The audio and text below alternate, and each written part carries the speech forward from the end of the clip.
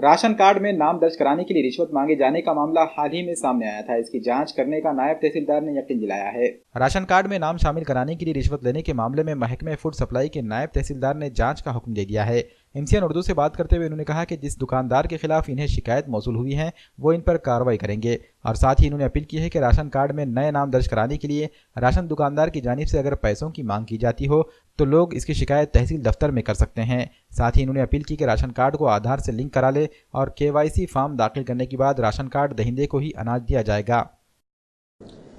तक्रार नुकतीच प्राप्त झालेली आहे आणि अशी तक्रार आलेली म्हणून तिचे रेकॉर्डिंग पण झालेले आहे असं आम्हाला कळलेलं आहे। जो कोणी दुकानदाराबद्दल अशी तक्रार आलेली आहे त्याच्यावर सक्त कारवाई करण्यात येईल। आणि ऑनलाईन संदर्भामध्ये जो विषय आहे तो राशन कार्ड ऑनलाईन करून घेणं हे आवश्यक आहे आणि त्याचबरोबर व्हेरिफिकेशन करणं आणि ई-केवायसी करणं हे सुद्धा आवश्यक आहे।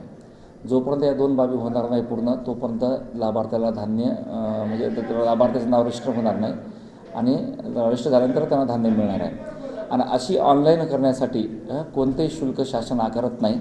या संदर्भामध्ये तहसील कार्यालयाचं या ठिकाणी सेटअप उभारण्यात आलेला आहे। ज्या कोणी लाभार्थ्यांचे राशन कार्ड ऑनलाईन करायचे राहून गेलेले आहेत त्यांना एक आमच्या तहसील कार्यालयातर्फे आव्हान आहेत की त्यांनी आपले राशन कार्ड आधारसोबत लिंक करून घेणे आणि ज्यांचे आधार कार्ड हे अपडेट नाही आहे तर अशा सर्व लाभार्थ्यांना आमची एक विनंती आहे की त्यांनी सगळे आधार कार्ड हे अपडेट करून घेणे जेणेकरून आम्हाला व्हेरिफिकेशन आणि ई-केवायसी करणे सोपं जाते।